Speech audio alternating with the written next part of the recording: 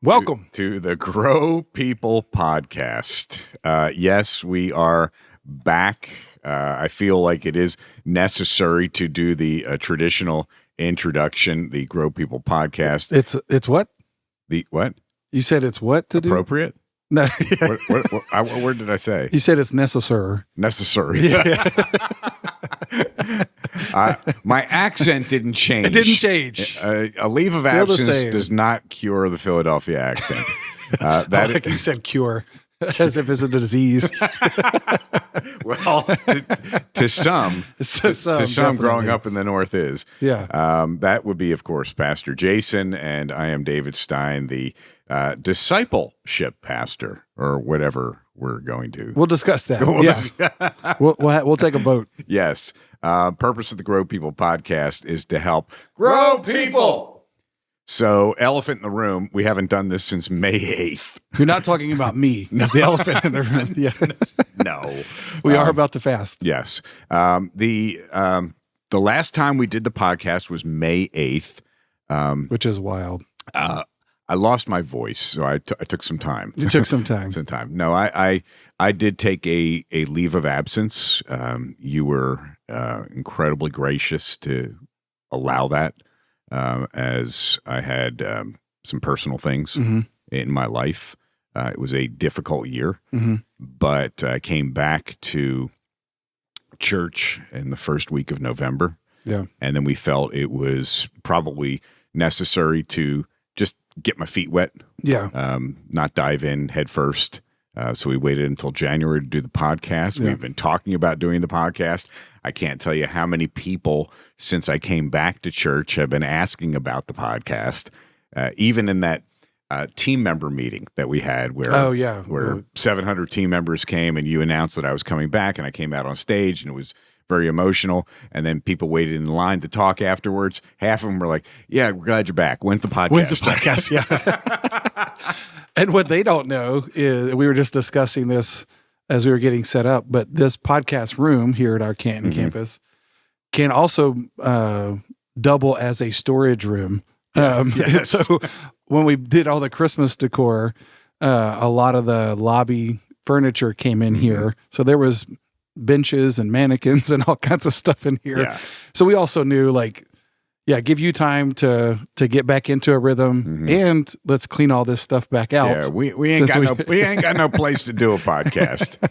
So I'm super excited that we are back. Somebody asked me this morning if I felt that I wasn't ready to do the. No, I'm ready to do the podcast. Yeah. I did not lose any mojo there. No. And they said, "Are you nervous?" I said, "I'm not nervous. This is what I have been doing for 34 years, For a long time. sitting behind a microphone. So it feels very natural, very excited. And we've got a lot to talk about. It is the beginning of the year. It is Abide. We have some snow coming up. That is wild. Yeah. And look, you grew up in a part of Texas where it did snow. I mean, not a lot. I grew up in East Texas. And I think in my childhood, I think we had 2 or 3, that I remember. Oh, okay. So it wasn't like a regular occurrence. Okay. So I feel like, but when we moved here, it was funny. 15 years ago now, this month, we moved here 15 years ago. People here said, oh yeah, it doesn't really snow here. But in our 15 years, I feel like it snowed twice as much as it did my 20 or my 30 years in Texas. Yeah. We've had quite a few snowstorms. Yeah. So I like it. I mean, I didn't grow up in the Northeast, as you can tell by my accent. By the way he correctly pronounces things. I don't know if I would say it's correct. Who knows? Is it Barry or is it Bury? I mean, Yeah. I've heard it both ways. I've heard it both ways. But what were we talking about? Snow. Yeah, there we go. Which is what everybody's talking about. It is. Yes. Yeah. So we like the snow because we didn't grow up getting pummeled by it every year. And so for us, it's a novelty. And I love getting the 4-wheeler out and snow, but it's also been one of those things that's like, I think prior to Snowpocalypse, whenever that was, 2015, I think, Whenever or 2014. Prior to that, it was always like, it would threaten but not really happen. But now I feel like we take the threat seriously. and we should. We should. And yeah, I'm not saying we shouldn't, but it really looks like this time it's going to come in. Like I think they're predicting 7 to 9 inches on Friday. Yeah. So if that happens, it'd be great. You know, the good thing is we have a Thursday night gathering, so people can come and attend that, and we'll look at the forecast, or we'll look at how it is on Saturday, and if we need to not have in-person gathering on Sunday, we can make it just online. So the good thing now is it doesn't feel like it's before, it maybe even like pre-COVID. I feel like we had to scramble a little bit. But now I feel like we're much better prepared for those kind of things. Do you have your bread and milk? No, and I'll make fun of that, I'm sure, on Thursday, or if we gather on Sunday. I don't know why it's always those two things. Yeah. And it doesn't matter where you live. I mean, when there was the threat of snow in Pennsylvania, bread and milk. Yeah. When there was a threat of a hurricane in Florida, a hurricane in Florida, it's bread and milk. When I lived in California, not that there was a threat of an earthquake. Yeah. But people had their earthquake things prepared. Yeah. And it was always condensed milk. I mean, I can understand bread a little bit more because there's a lot you can do with it. Well, if it snows, you have to have French toast. That's the law. Oh, is that the law? Is that what it is? Yes, it is. Yeah. Well, okay. If it is bread and milk because it's necessary for French toast, then I'm here for it. Like I'm down with that. But I've never understood why it's bread and milk, and maybe people on the podcast can write in and tell us, because never in my life did I ever see somebody eating a piece of bread and drinking a glass of milk. Like, you know what I really want right now? Like coming off of the fast, no one's breaking it with those two things. Right. As I'm thinking, that's funny. Yeah. As I'm thinking about Friday, and I'm thinking, okay, I'm going to be home and probably not going to go out. So what do I need, and what would I want? Yeah. Now, I have been on this special diet for a few months, so there are things that I would normally want. Like, I want grilled cheese and tomato soup if it's snowing. Of course. Yeah. Or some chili. Yes. Or, I want French toast if it's snowing. So I could see that. Yeah, I just don't understand the genesis of bread and milk as those two ingredients alone. You know what I mean? Like, I get water, makes total sense. I get even non-perishable items, but like bread and milk might be the two most perishable. Yeah. You're going to drink some moldy or eat some moldy bread and some sour milk. You know what I mean? I have a loaf of Sunbeam from my Y2K cake. Yeah, exactly. and maybe there's some nutritional reason why people do those things. I don't know. I don't think it's always intrigued me. I don't think there's a good reason why people do anything, except for abide in Jesus. Yeah, exactly. All right, so it is abide. We're here. We're here. The fast begins on Monday, January 13th. Yep. And as we begin this new season of abide, it is a regular rhythm of our church for a particular purpose. Yes, it is. We've been doing this for a minute now, 8 or 9 years or however long it's been. So those of you that are been a part of our church, you understand that this is a part of our rhythm. And it's very interesting. Lindsay, and I don't know if you probably know this because you like calendar dates and those kinds of things, especially even with the difference between the Jewish calendar and the Gregorian calendar. But apparently, this is a little bit of a derail, but it's fine. Apparently, we've never derailed on the podcast. Apparently, the first of the year used to be March. Did you know this? Yes. See, that's what I said. You would know, because that's when spring and new life was starting, which also makes sense why the certain months like October is 8. Well, right now in our calendar, it's the 10th month. Right. But at the beginning of the year when it was March, it was the 8th month. December, Deca means 10. Yes. So it was the 10th month. Yep.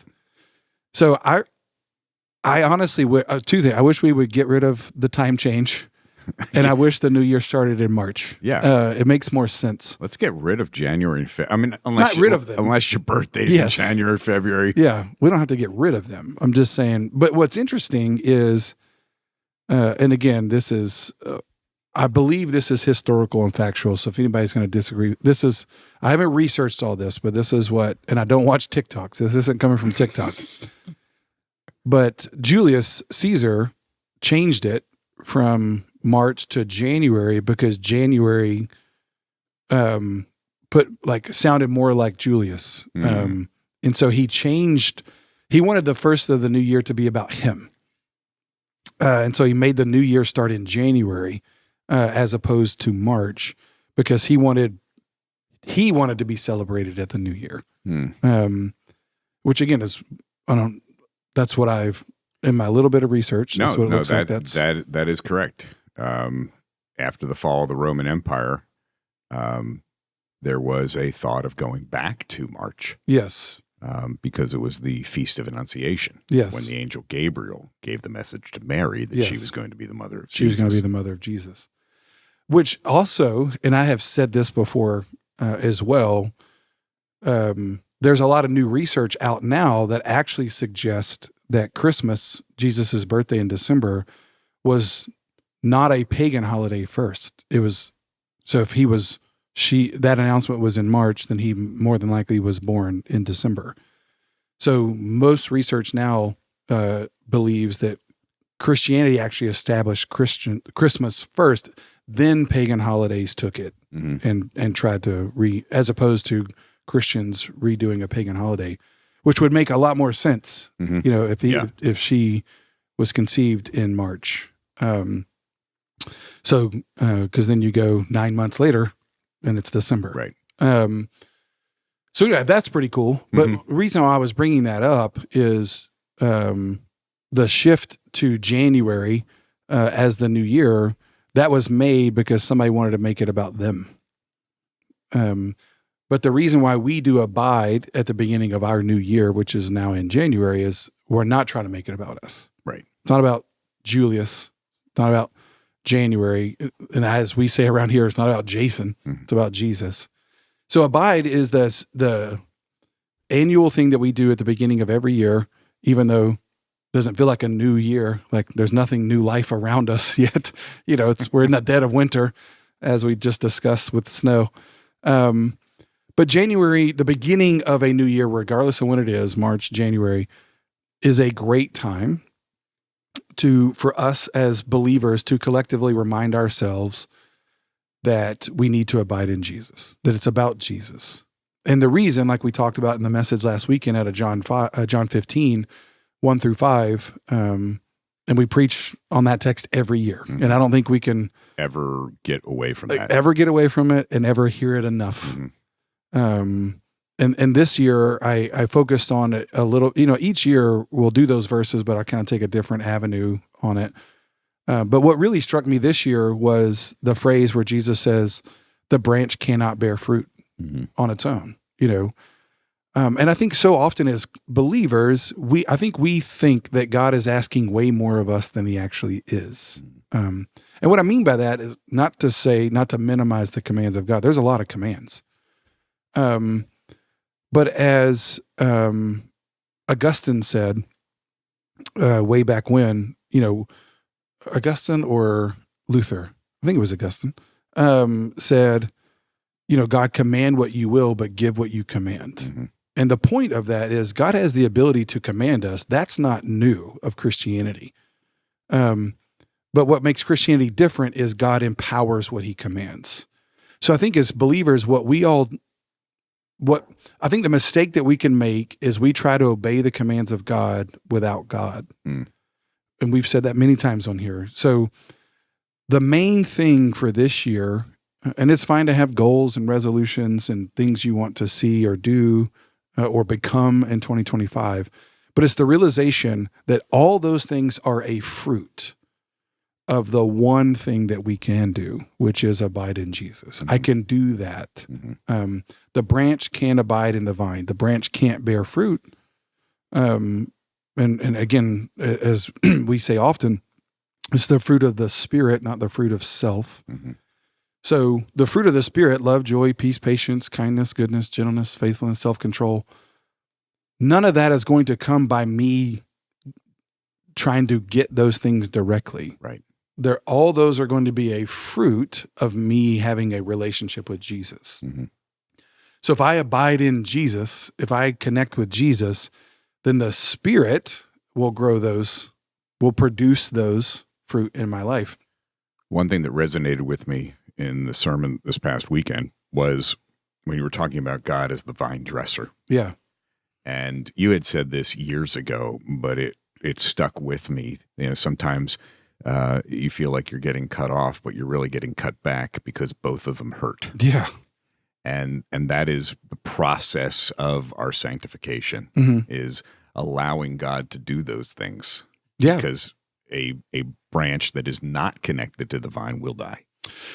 Yeah. And I remember telling you that because I had just gone through a big, pruning season in my life, and I was being cut back. But that's when when you think about the analogy, it's so helpful, which is why I love that Jesus used it. When you're the branch, you don't know if you're getting cut back or cut off. You don't know. Yep. All you know is you're getting cut on. And it hurts. And it hurts. So imagine, whether it's a rose bush or any kind of tree or whatever, when you go and prune it and it looks so sad and it's a shock to the system. It is. Thinking about that, you're like, golly, what would that must feel like, and then you apply that to ourself. It's like the branch doesn't know, or the plant or whatever doesn't know it, but all it knows is it has to trust whoever's doing that. Not that a plant can think or know anything, but you know what I'm saying? You get the analogy of that's why it's so important. Because I don't know if I'm being cut back or if I'm being cut off. Only time will tell if I abide in Jesus, and then I will grow more fruit. Yeah. So God is obsessed with fruit. And I don't say obsessed in a bad way. I say that in a good way. Like God, think about it. We are made in the image of God. And so when we do something, we want to see a result, well, if we're like that, how much more so is God like that? Like God wants to see results of what he does. Because that shows integrity, that shows faithfulness, that shows action, that shows life. You could say it like that. It shows life. So God is more obsessed, more concerned, if you want to say it like that, with our fruit than we are. So God is going to do things that we probably would never have done on our own. Like the plant doesn't prune itself. Right. Somebody else has to, that's smarter and wiser. But I think there's so many people that God has, pruned or God has worked in their life, but they don't see the fruit from it. They don't see the results of it because either they got mad at God or it hurt too much or they left because they didn't do the one thing. Like they didn't make sure they were connected to the vine. Yeah. Like I remember when I became a lead pastor 15 years ago now, because I'd been in ministry for a while, for over a decade prior to it. But I remember I was telling one of my friends, I'd been a lead pastor for about 6 months, and he asked me how it was going. I said, well, there's one thing I've learned. Being a lead pastor will push you to the extremes of either it will make you go insane or it will humble you and make you cling to Jesus. There's no middle ground.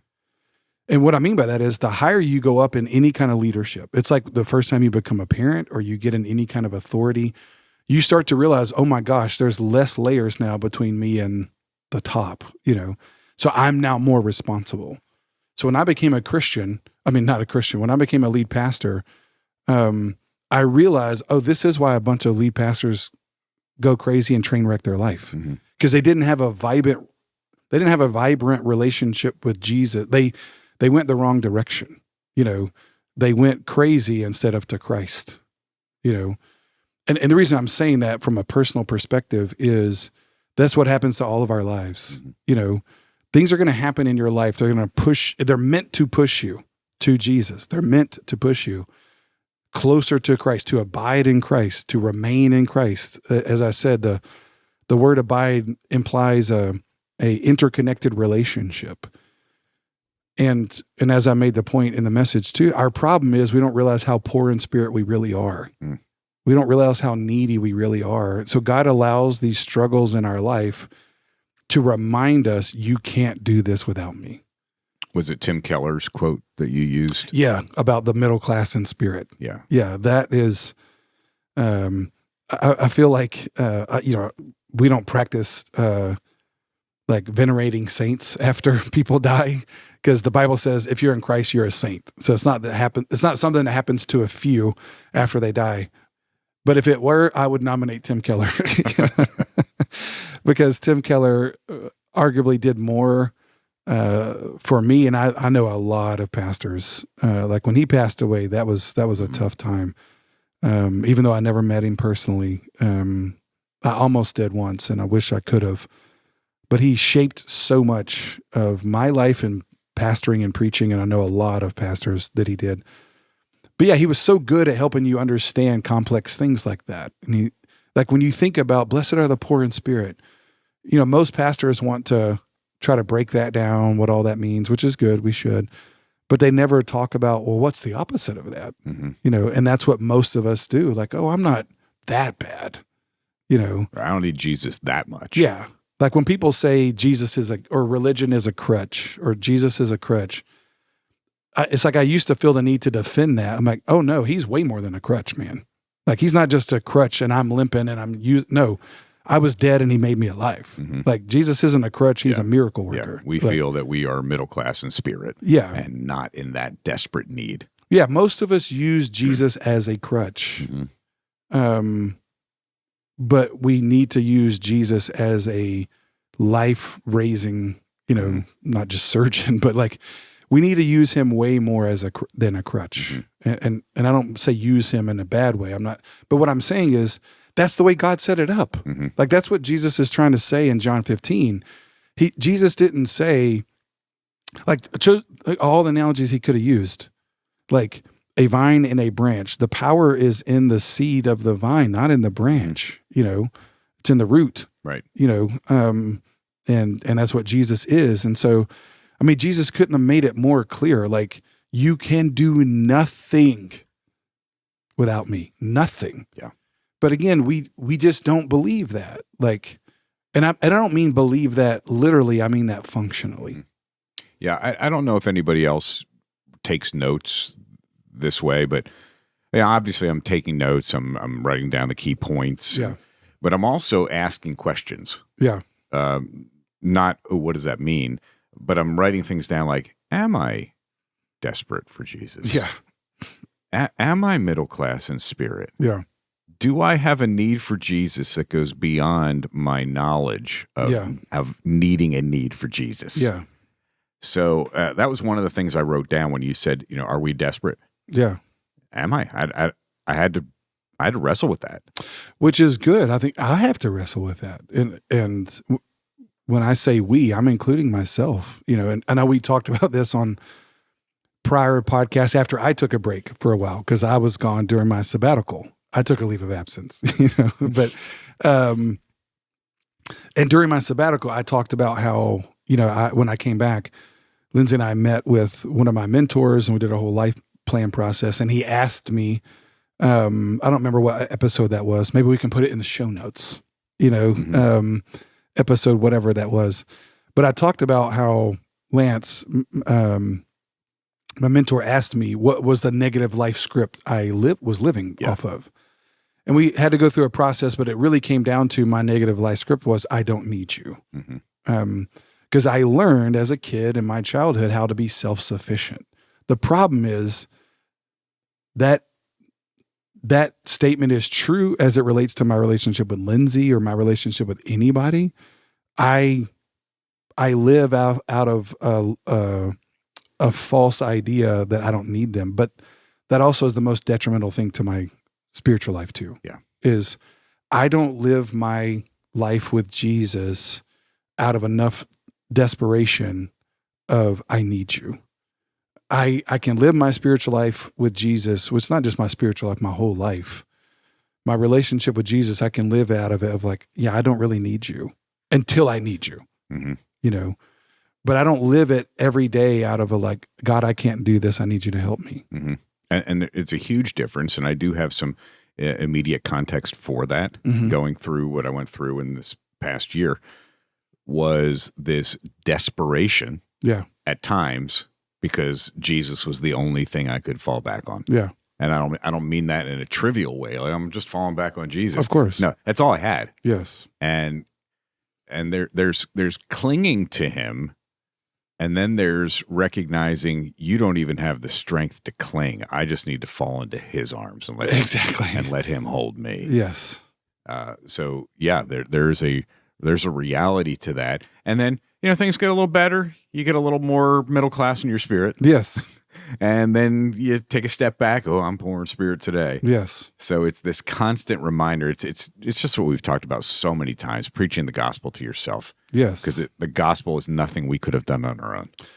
No. And even that, I think sometimes the preaching the gospel can almost be, I don't want to say half-hearted. It almost can be halfway done. Like we think preaching the gospel is just, God loved me so much. But again, to quote Tim Keller, that's only half of it. Right. The gospel is I was so sinful, God had to die. Yep.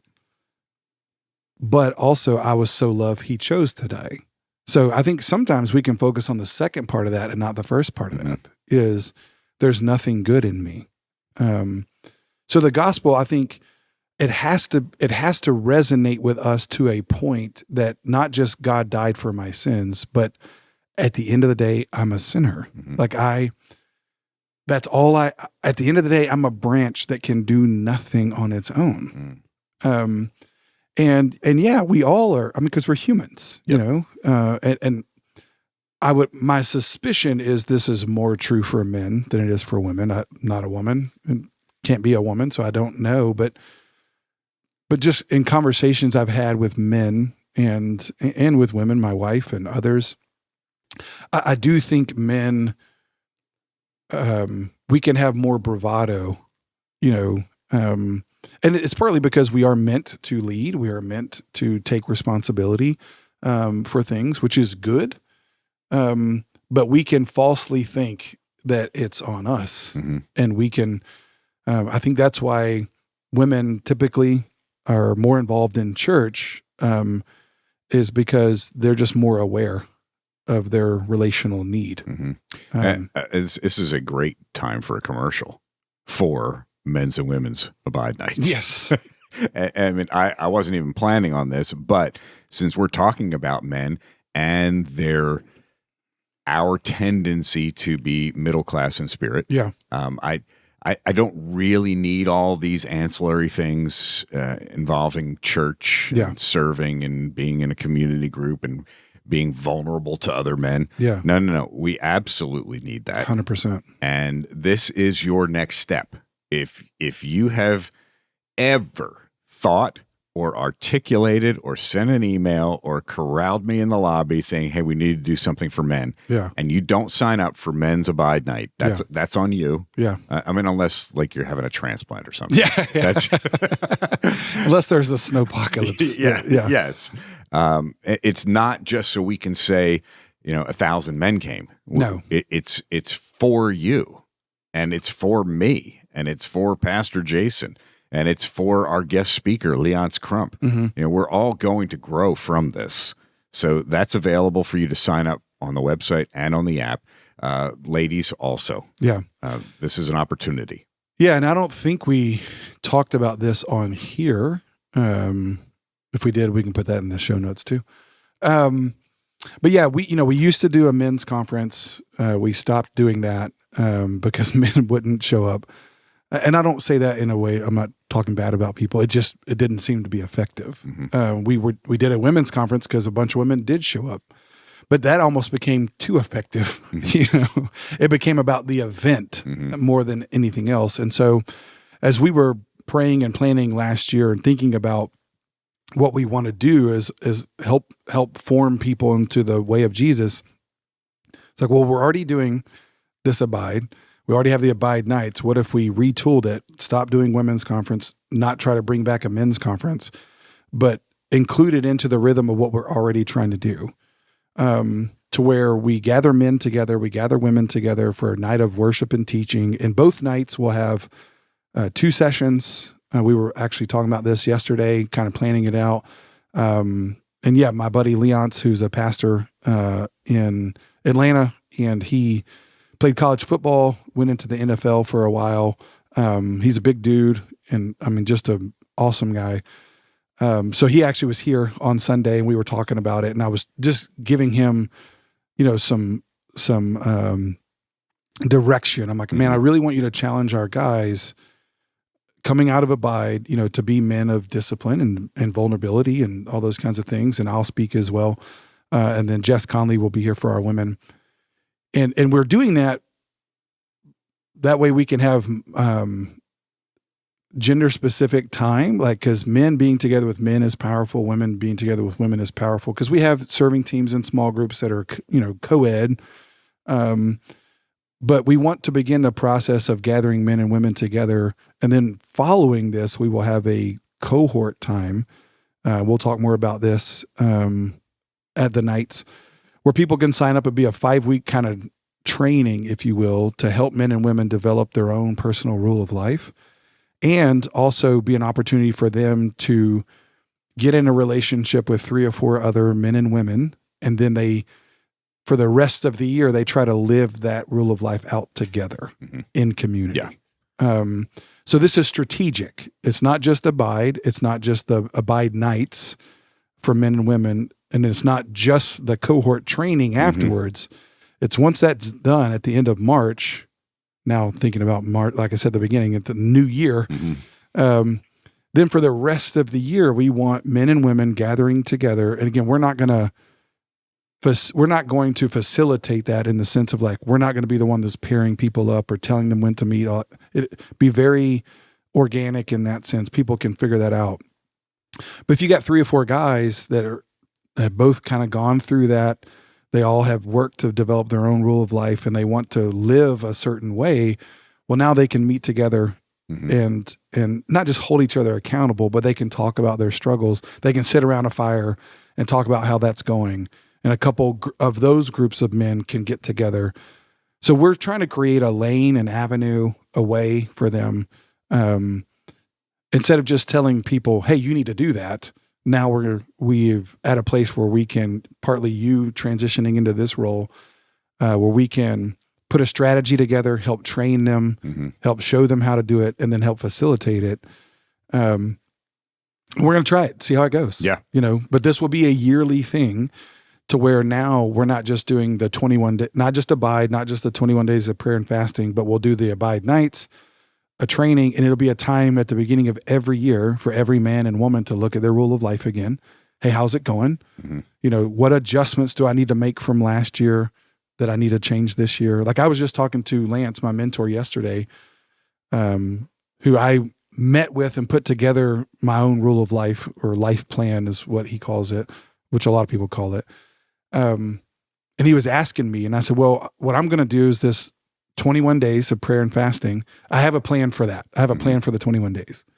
But coming out of the 21 days, I want to have my rule of life together, so that I've got a plan for after the 21 days. Yes. Yeah. And when you hear this, if you're not familiar with a rule of life, we're talking about introducing things into your life that Jesus did.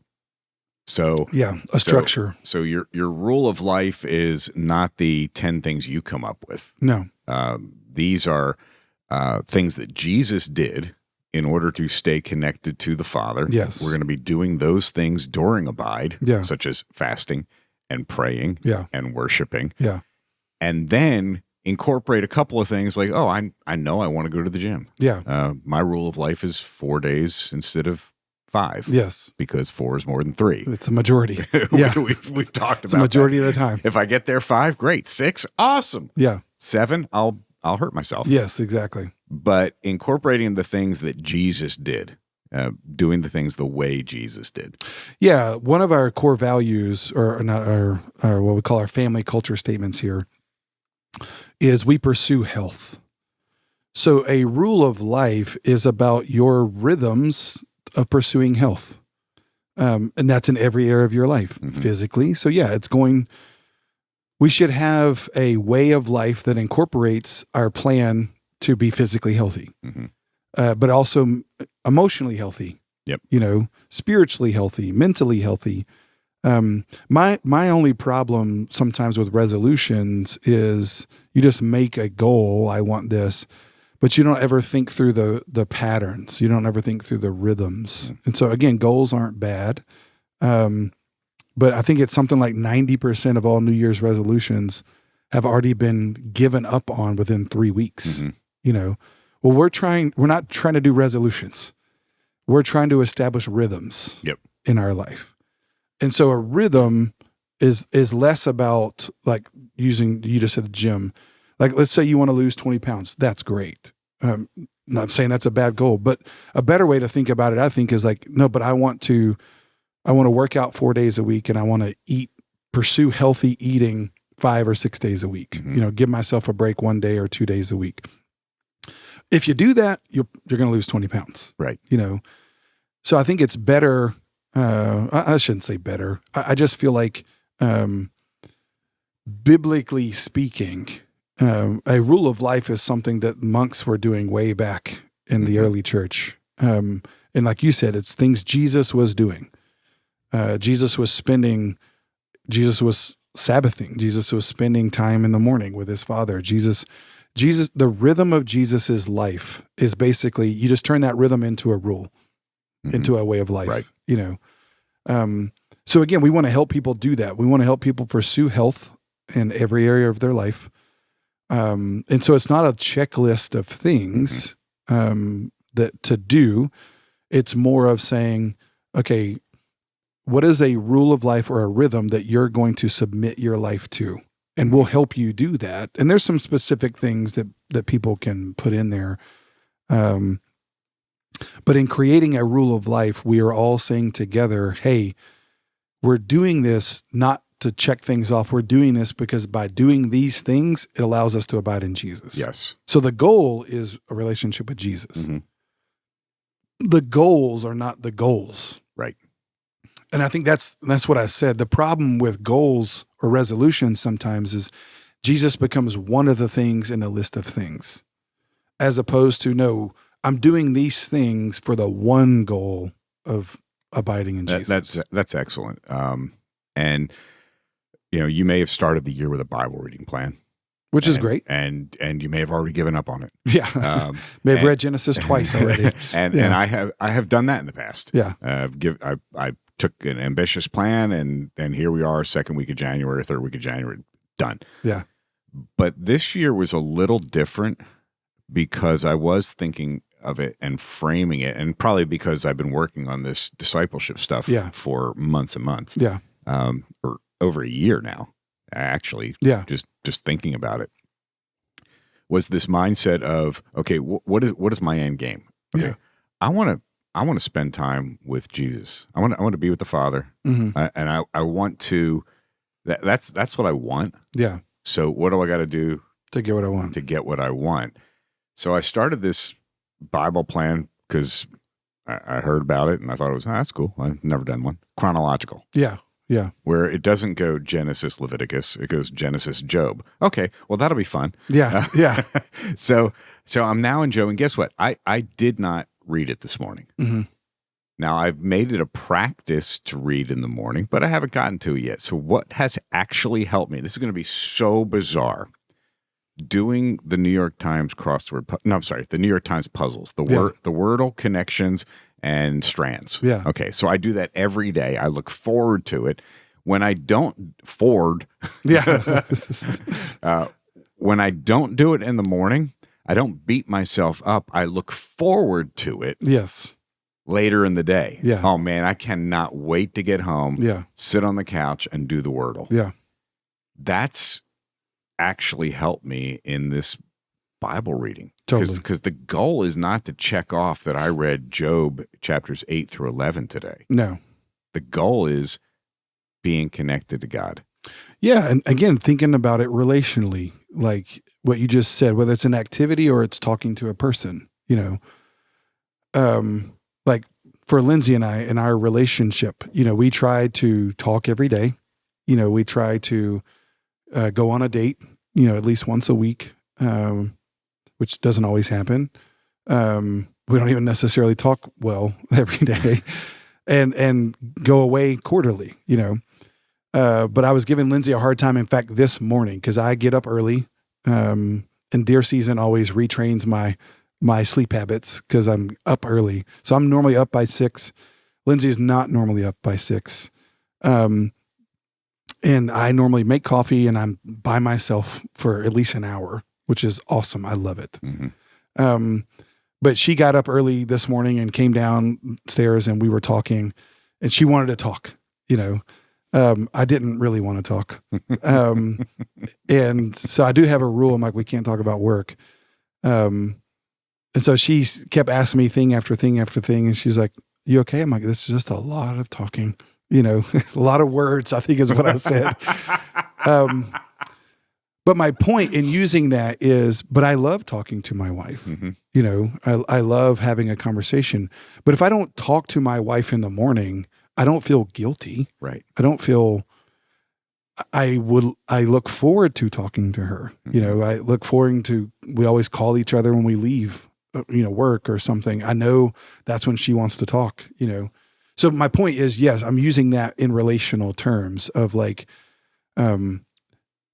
I wasn't frustrated with it this morning, but she could tell on my face because she was disrupting my time of conversating with God, Mm-hmm. But that's when I realized, okay, I didn't get to do that like I wanted to because I need to talk to Lindsay, but I don't feel guilty that I didn't do that. Now I'm looking forward to, I'll talk to him later, Mm-hmm.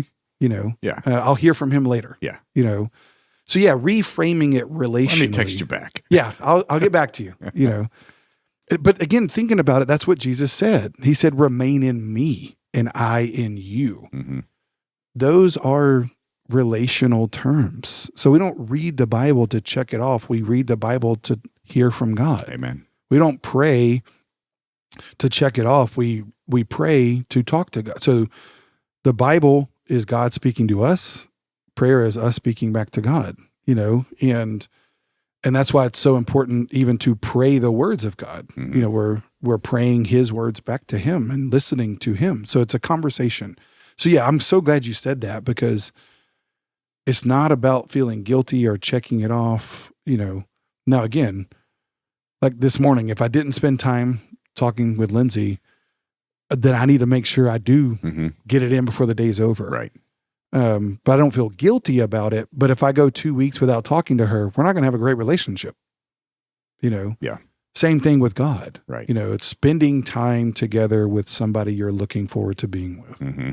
And when I was rattling off, the regular Bible reading plan, Yeah, I was just saying, I always fail in Leviticus. totally. Not I that, think everybody fails in Leviticus. not that it's the second book of the Bible. He doesn't even know what the second book of the Bible is. Yeah. He's Jewish. He Yes, doesn't- yes. No, I think everybody does pretty well with Genesis and Exodus. Yeah. Leviticus is a it's a Mhm. trudge. Yeah. Man. Exodus is exciting. Yeah, there's a lot happening. Yeah. A lot happening. A lot going. Yeah. And more going on than I ever thought every time I read it. Oh, 100%. Yeah, because all of that, is history, but it's more narrative. Mm-hmm. It's not telling you the history of what happened so that you'll know all the details. That's why I think it's important. Like when we read the creation account, it's not telling you everything that happened. Let me say, it's not written scientifically. Mm-hmm. It's written narratively. Yeah. It's telling you a story, So it's like, if you did this in your family, someone telling you a story, well, I'm not listening to the story to like, wait, now what about this detail and that detail? You're missing the story, man. Mm-hmm. Like just listen to the story. Yeah. So yeah, when we read the Bible, it's God telling us the story. It's God saying to us, his activity of what he's done. To that, Bible reading, we have on the website and on the app an Abide The Guide. Abide Guide, yep. And there are 21 verses. Yeah. Strategically Selected for you to go through, to read the verses, to examine them, to apply them. Without application. We're just getting stuff in our head. Yeah. And then praying. And then praying through those verses. So that's a practice that Jesus did. Jesus knew the word. Yeah. Jesus, when he was tempted in the wilderness, what did he say to the devil? Quoted Deuteronomy. Quoted the verses. Yeah. If you don't know the verses, you can't use them as a weapon. Yeah. Another thing that Jesus did, he fasted. Yeah. For 40 days. And so we go into this season of fasting with a purpose. Yeah. Yeah. These are and I've used this quote many times from Dallas Willard. Spiritual disciplines are doing what we can do to enable us what we can't do. We can't grow fruit. We can't change our character. But we can read the Bible, pray, fast, give, serve. We can do those things. It's like lifting weights. We can do those things because they enable us to do what we can't do, which is grow fruit or bear fruit. This is a season in the life of our church. And 21 days, there is a biblical component to that, Daniel and other fasts that were called. But also, the research of it takes at least 21 days to develop a habit. It actually takes longer than that. It takes about 60 days. But if you can do it for 21 days, then you're on your way to developing a habit. So we use this in the life of our church to help people reset. But again, I especially and this is what I was telling my mentor yesterday, like I said, especially those of us that maybe some is super type A and you already have all your goals. You already have all your resolutions.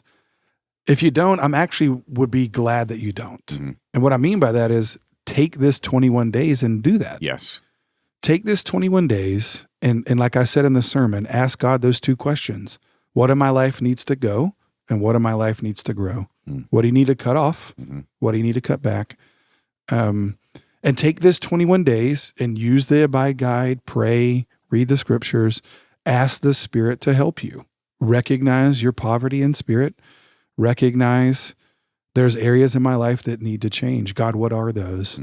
Then when you come to the Abide Night, men and women's night, you're getting challenged and get a plan to how to develop a rule of life so that now you've got a plan for after your 21 days, a rhythm that you're going to keep in your life.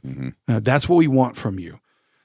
I hope that people after the 21 days have a rhythm figured out of how they're going to meditate on the Bible, how they're going to pray, when they're going to fast. I hope people continue to fast, whether that's one day a week, one meal a week, one day a month.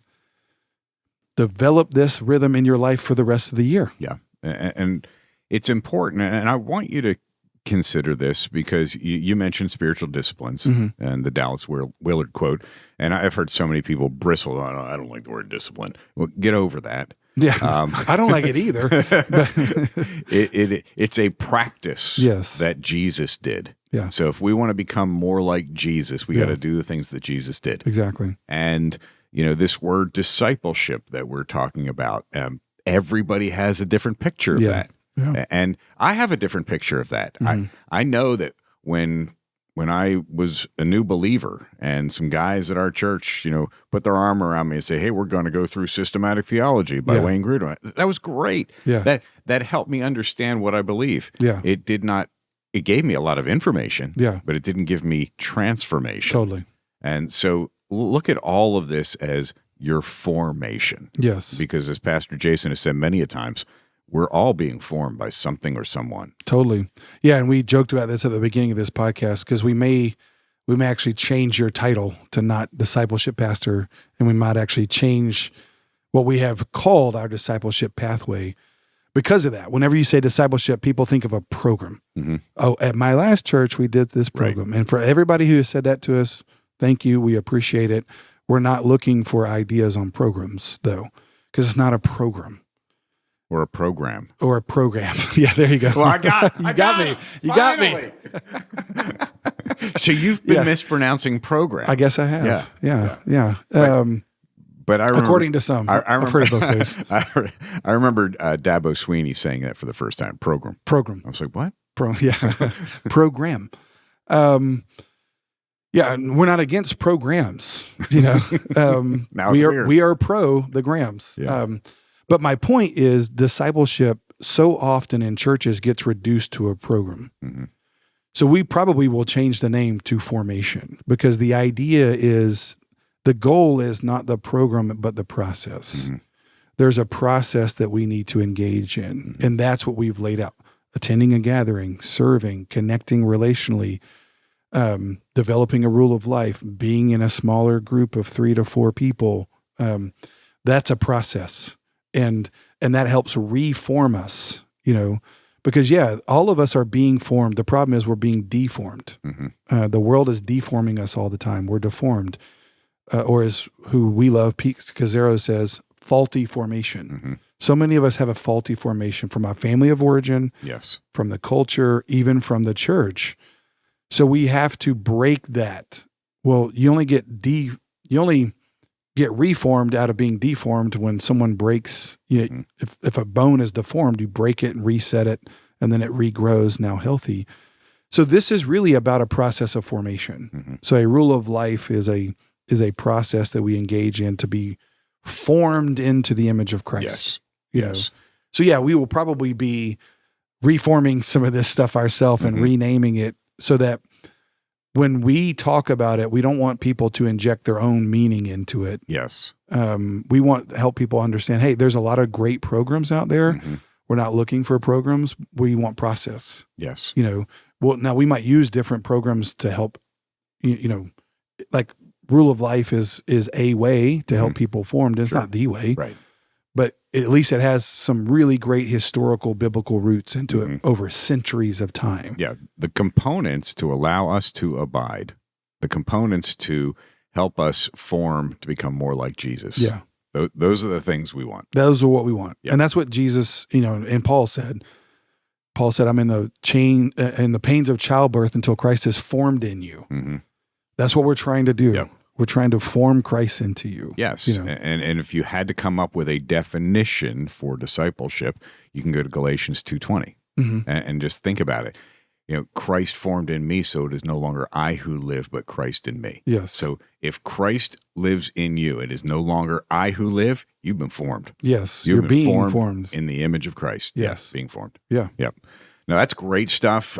There's so many other places we could go today and give you more information. But we're already at almost 50 minutes. That I think that's a great place to stop, Yeah. because we have a lot to talk about. This year is going to be chock full of things that are going to help you in your formation. Yes. And we're also going to tackle some pretty hard things that people are talking about. Yeah. We're not going to shy away from those things. No. We don't shy away from scripture on stage, on Sunday, on Wednesday, on Thursday, and we're not going to shy away from it here on the podcast. If you are listening to this podcast and you have not signed up for men's worship night or women's worship night, Abide night. Men's abide. Yeah, men's sorry. abide night, women's abide night. Thank you. Or abide men's night. Whatever it's called. Whatever it's Go called. to the website. Just come. And I say this, and I'm going to quote you. I say this with the most amount of love. We're gonna go through 21 days of prayer, fasting, and worship season. Mm-hmm. We're gonna have the abide nights, men and women. Mm-hmm. We're gonna have a formation cohort for 5 weeks. We're gonna have the formation groups or discipleship groups or whatever you want to call them. Yeah.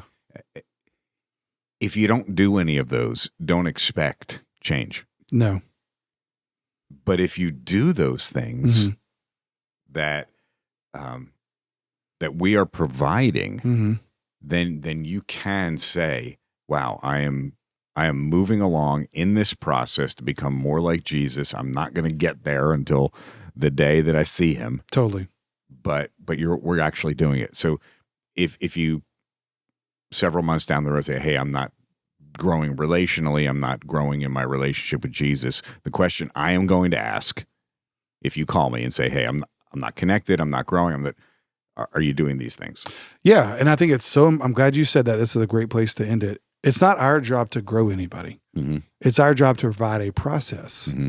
Because God very clearly says in 1 Corinthians 3, Paul said, I planted, Apollos watered, but God gave the growth. Mm-hmm. So if someone's not growing here at our church, that's not our fault. Mm-hmm. If they're not engaging in the process. Right. Now, if this is not the church for somebody because they have, God leads them somewhere, it's totally fine. Mm-hmm. I'm not saying this mean. What I'm saying is, but it's our job to provide a process of formation. That's right. And that's what we're working on and we've been working on. But if you're not growing, it's because you're not planting and watering. Mm-hmm. You're not engaging in the process. But if you engage in that process, God will grow you. Mm-hmm. So what He'll do? Yeah. He'll connect you to people. He'll grow you. Yeah. Because that's what God does, not what we do. Right. Right. If you've been here a while and you don't know anybody, my question is going to be, are you on a serving team? Yeah. Are you on a team? Are you in a group? Are you in a group? Yeah. Are you coming to church? Yeah. Well, we watch online. Oh, well. You're not going to know anybody. Unless we send everybody over to your living room. Yeah. And we don't mean that in a mean way. We want this for you. Totally. Yes. Formation is for you. Yes. Good stuff. And I'm so glad that we are back. I am too. I don't even know what I episode. missed it. Me too. I don't know what episode this is. And I know that everybody who has come up to me has said they missed the podcast. Obviously, there's a lot of stuff around that, but the end of the podcast. Oh, here we go. Now, because we did have a 7-month hiatus, we did have a few people working on the podcast that we had to let go. Oh, yeah. So, Brian Damero is still our producer. Yeah. Neon Kian Sadiji is still a video technician. Jakub Puszczakowski, key grip and everything else technologically. Our videographer, of course, is Marcos Guardiola. Our head of doctrine. I think he just left. Yeah. our head of doctrine stayed with us. Okay, that's good to know. She couldn't get another gig, I guess. I don't know. Doctrine of Theology is theologian. Our chief evangelist is salvation. Our backsliding prevention officer, is lukewarm. Glad he didn't leave because he would have been backsliding. Yeah, and there's no way we could have gotten rid of these two. The director of Swedish Witnessing, Bjorn again. Bjorn again. Our expert on Russian eschatology, Pete of Hell. Yeah. Our director of holiness, still here, especially through Abide. Mortification. Good old Morty. Our staff counselor is Les Moody. Been very busy. Very. Holidays are rough. Our giving coordinator is Generosity. Our director of tithing is 10%. Our nativity coordinator, also a busy December for her. She's from France. Beth Lacham. She's French. She'll take off now. Our co-pastors of Plagues, Manny Locust and Lance Boyles. So if you are in the early part of the Bible in your Bible reading plan, you will get there. Yeah. Our Irish eschatology professor, Mark O. the Beast. Our director of communications, Bernie Bush. Bernie. Yeah. Our director of doctrine of Is that a new one? That's not a new one. No, it's an old one. That's an old one. I forget. There is a new one. Director of the doctrine of election. I am chosen. That's not the new one. No. Our sabbatical director, not to be confused with a leave of absence. Yes, that's true. Is Trip Long. Yeah. Our missional expert is Sam Area. Sam Area. Our resident Trinitarian is Holly Spirit. Our strategist for the final battle is Irma Geddon. Love her. Resident prayer warrior is Neil Down. Our executive director of spiritual warfare is Demonic. Yeah. And somebody we just brought on. And I want to thank Ben Richter for this. Okay. He came up to me as soon as I returned and said, "Hey, I've been thinking about this a lot. I got a name for the podcast." Our church growth strategist. Okay. Momentum. Mo. Oh, Mo. Momentum. I like that one. And Mo's my favorite. He's been a great hire so far. He has been. Yeah. And especially this time of year. Yes. Oh, Mo's busy. Mm-hmm. Yeah. Yep. And we're thinking about expanding. So, as always. And this was something that I had to learn how to do a lot Yeah. in this past year was Best advice we ever heard. Why don't you say it? trust God and take a nap. Take a nap. That's right. Trust God and take a nap. So go get your bread and milk. Download the Abide Guide. Get ready to fast. If you don't have your app notifications turned on, please do, because that's how we're going to communicate Yeah, a lot of information over Yeah. these next few weeks. that's right. Because we'll take a break from social media. And bye. All right. Love you.